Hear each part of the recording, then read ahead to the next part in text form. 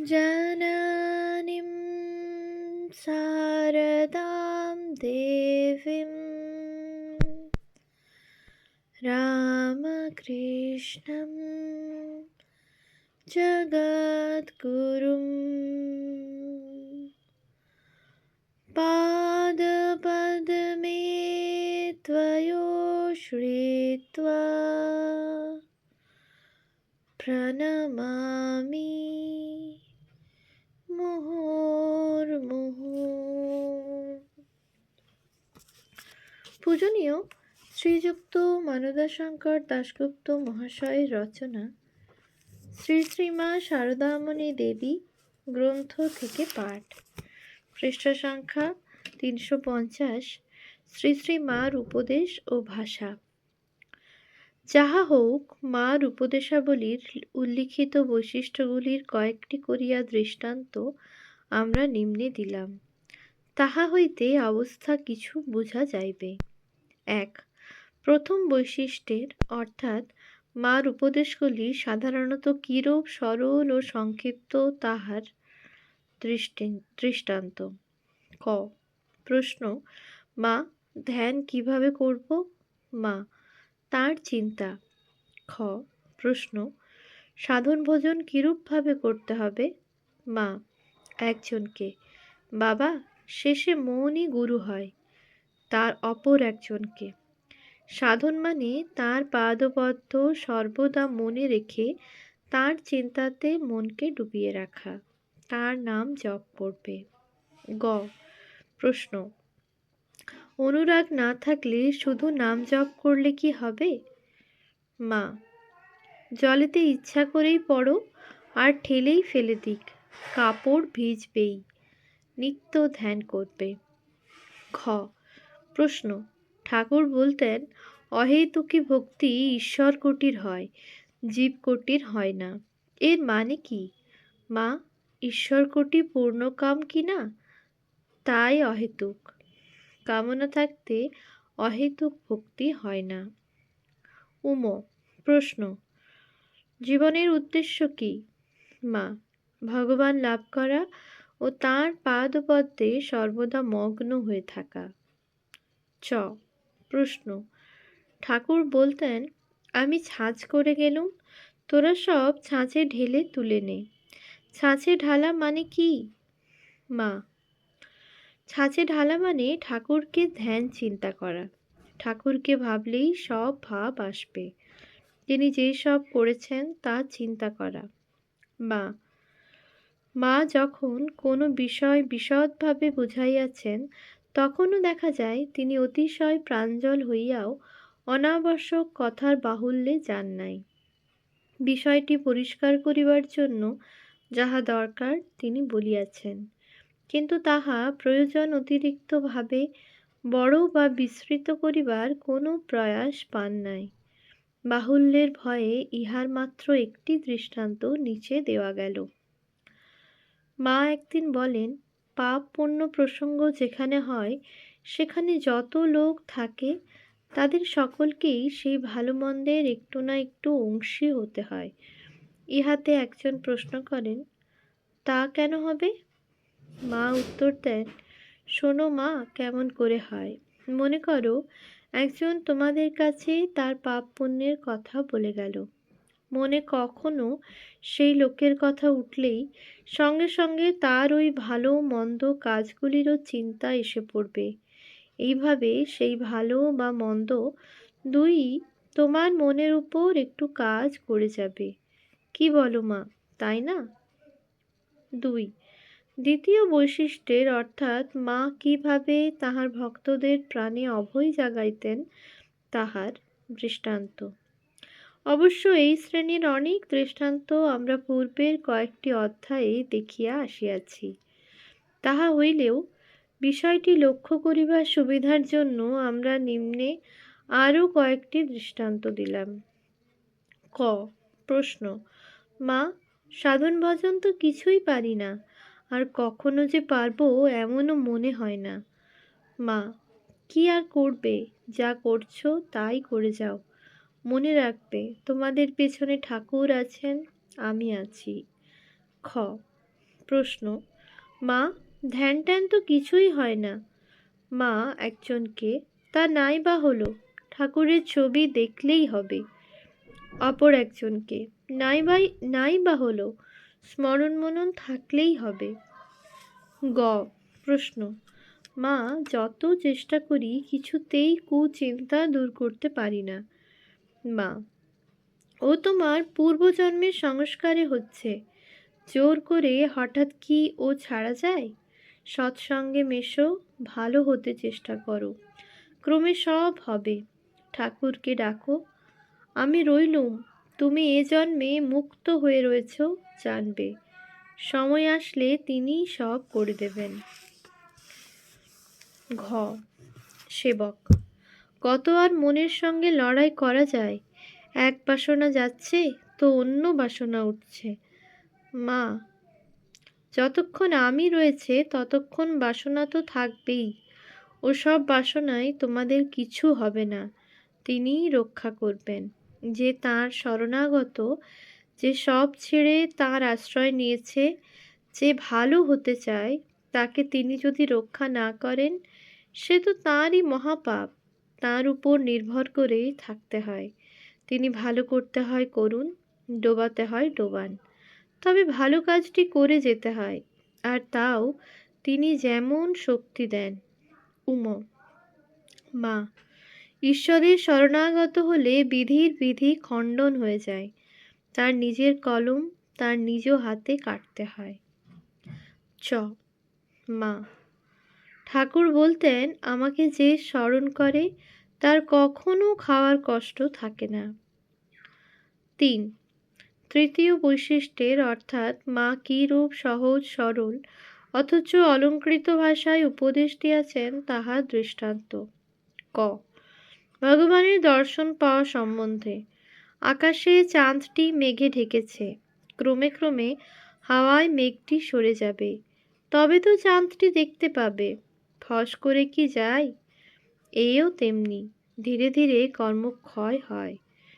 খ ওই বিষয়েই, যেমন ফুল নাড়তে নাড়তে ঘ্রাণ বের হয়, চন্দন ঘষতে ঘষতে গন্ধ বের হয়, তেমনি ভগবত তত্ত্ব আলোচনা করতে করতে তত্ত্বজ্ঞানের উদয় হয়। নির্বাসনা যদি হতে পারে এক্ষুনি হয়।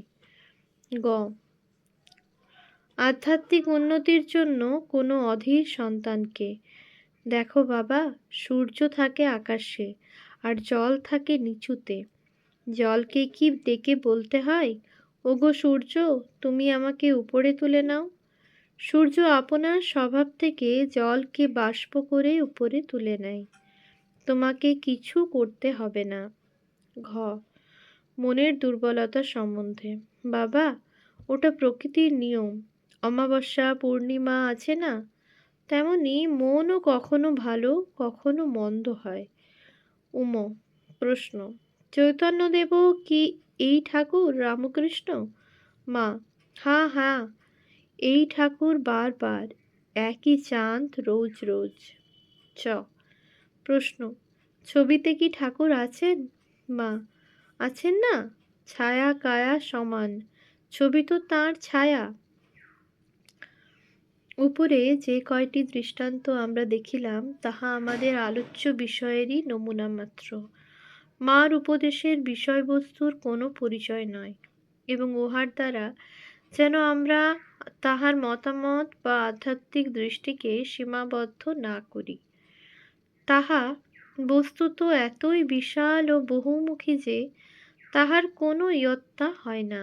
দৃষ্টান্তস্বরূপ, একদিকে তিনি যেমন বলিয়াছেন যে ছবিতেও ঠাকুর আছেন, অন্যদিকে তেমনই বলিয়াছেন কালে ঈশ্বর টিশ্বর কিছু থাকে না। জ্ঞান হলে মানুষ দেখে ঠাকুর ঠুকুর সব মায়া, কালে আসছে যাচ্ছে।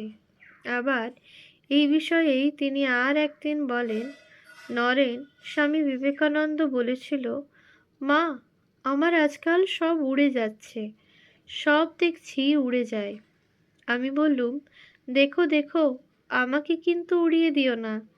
নরেন বললে, মা, তোমাকে উড়িয়ে দিলে থাকি কোথায়? যে জ্ঞানী গরু পাদপদ্ম উড়িয়ে দেয় সে তো অজ্ঞান। গুরু পাদপদ্ম উড়িয়ে দিলে জ্ঞান দাঁড়ায় কোথায়? ইহা বলিয়াই মা পুনরায় বলিলেন, জ্ঞান হলে ঈশ্বর টিশ্বর সব উড়ে যায়। মা মা শেষে দেখে মা আমার জগৎ জুড়ে সব এক হয়ে দাঁড়ায়। এই তো সোজা কথাটা। এইরূপ খুঁটিয়া খুঁটিয়া দেখিলে দেখা যায় যে মার সহজ সরল কথাগুলির মধ্যে অনন্ত জ্ঞান ভাণ্ডার ফুটিয়া আছে, এবং বোঝা যায় যে তাহার উদার বিশাল আধ্যাত্মিক দৃষ্টি দেশকালের কোনো উপলব্ধির দ্বারাই সীমাবদ্ধ ছিল না। একদিন স্বামী অরূপানন্দ মাকে বলেন, এখন যারা তোমার কৃপা পাচ্ছে তারা তো ভাগ্যবান, এরপর যারা আসবে তাদের কি করে হবে? ইহাতে মা অতিশয় বিস্ময় প্রকাশ করিয়া বলেন, সে কি, তা হবে না? ভগবান সর্বত্র সব সময় রয়েছেন, ঠাকুর রয়েছেন, তাঁর কৃপায় হবে। অন্য সব দেশে হচ্ছে না? অপর এক সময়ে তিনি বাহিরের এক সন্ন্যাসিনীর একটি প্রশ্নের উত্তরে বলেন, সাধু পুরুষেরা সব আসেন মানুষকে পথ দেখাতে, এক একজনে এক এক রকমের কথা বলেন, পথ অনেক, সেজন্য তাদের সকল কথাই সত্য। তবে সাধারণত মা ঠাকুরের ন্যায় তত্ত্বের ব্যাখ্যায় লিপ্ত হইতেন না। সে ভার তিনি ঠাকুরের উপদেশাবলীর উপর রাখিয়া সব বক্তব্যেরই মাত্র শেষ বা সার কথাটি বলিয়াছেন। মার উপদেশ সম্বন্ধে আর একটি বিশেষ জানিবার কথা এই যে, তাহার অধিকাংশ উপদেশই ব্যক্তিগতভাবে দেওয়া। যে যেমন আধার, যাহার যেরূপ ভাব ও প্রয়োজন, তাহাকে তিনি সেইরূপ উপদেশই দিতেন। এ সম্পর্কে আরও একটি কথা এই যে, কেহ উপদেশ চাহিলে মা উপদেশ দিতেন, কিন্তু তৎসম্পর্কে কোনো প্রকারের কোনো আদেশ বড় করিতেন না। বলিতেন, গুরুর আদেশ যদি না রাখতে পারে তো ছেলের অকল্যাণ হবে। ভাষা।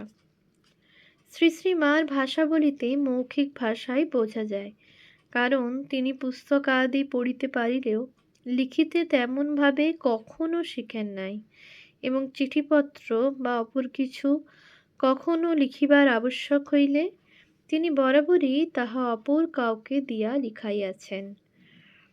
শ্রীযুক্ত আশুমিত্রের বিবরণ হইতে জানা যায় যে, তাহার অনুরোধে মা একবার জয়রামবাটিতে একখণ্ড কাগজে আশুবাবুর নাম লিখিয়া দিয়াছিলেন। মার সেবক শ্রীযুক্ত আশুমিত্র লিখিয়াছেন যে, মা তাহার আত্মীয় স্বজন ও দেশের লোকদের সঙ্গে দেশের ভাষায় ও কলকাতার লোকদের সঙ্গে কলকাতার ভাষায় কথা বলিতেন। তাহার দেশের ভাষা বিশুদ্ধ ছিল না, উহাতে কলকাতার ভাষা মিশ্রিত থাকিত। তবে ইহা আমাদের কোনো আলোচ্য বিষয় নয়, ইহা আলোচনা করিয়াও কোনো লাভ নেই, কারণ বর্তমানে মার মুখের কথাগুলি তাহার ভক্তদিগের বর্ণনায় যে আকারে প্রকাশিত, তাহা হইতে অধিক নির্ভরযোগ্য কোনো কিছুই আমরা এখন পাইতে পারি না, এবং মাত্র তাহাই মূল ধরিয়া তাহার ভাষার আলোচনা করা সম্ভব ও সঙ্গত। যাহা হোক, ভক্তদের বর্ণনাগুলি পাঠ করিলে বোঝা যায় যে, মার ভাষা ও ভাব প্রকাশের কতকগুলি প্রশংসনীয় বিশেষত্ব ছিল। আমরা নিম্নে তাহা বুঝিবার একটু চেষ্টা করিলাম। 1. প্রথমত, মার উপদেশ আলোচনাকালে আমরা দেখিয়াছি যে, তিনি স্বভাবত অতি সরল, সংক্ষিপ্ত ও পরিপাটি ভাষা ব্যবহার করিতেন, এবং সময়ে সময়ে তাহা অতি সহজ ও সুচারুভাবে অলঙ্কারযুক্ত করিয়াও বলিতেন। তবে উপদেশ ব্যতীত অন্য সাধারণ কথাবার্তাতেও তাহার অলঙ্কারযুক্ত ভাষা কিরূপ সহজ, সুশোভন ও প্রাণবন্ত হইয়া বাহির হইত, তাহা বুঝিবার জন্য আমরা নিম্নে তাহারও কয়েকটি দৃষ্টান্ত দিলাম। ক. স্বামী যোগানন্দের মৃত্যুতে 1899 মা অত্যন্ত শোকগ্রস্ত হন। পরদিন তিনি দুঃখের সহিত বলেন, বাড়ির একখানা ইট খসল। খ, ভগ্নী নিবেদিতার মৃত্যুর পর উদ্বোধনের বাড়িতে মা ও উপস্থিত স্ত্রী ভক্তগণ একদিন তাহার জীবনী শুনিতে শুনিতে অশ্রু ফেলিতে থাকেন। সকলেই যার পর্ণায় ব্যথিত। পাঠ শেষ হইতেই মা বলেন, যে হয় সুপ্রাণী তার জন্য কাঁদে মহাপ্রাণী অন্তরাত্মা। জানো মা? গ, সেবক আশুমিত্র জয়রামবাটিতে একবার জ্বরের মধ্যে মার সেবা শুশ্রূষায় মুগ্ধ হইয়া তাহাকে বলেন, এই স্নেহ চিরকাল পাব তো? মা উত্তর দেন, হ্যাঁ বাবা, এখানে জোয়ার ভাটা নেই। ওম শান্তি শান্তি শান্তি। হরি ওম তৎসৎ। শ্রীরামকৃষ্ণার্পণমস্তু।